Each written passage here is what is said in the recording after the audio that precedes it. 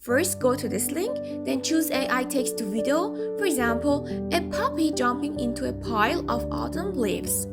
Click generate, you can preview and edit anything you like, comment, and please don't forget to subscribe for more AI tutorials.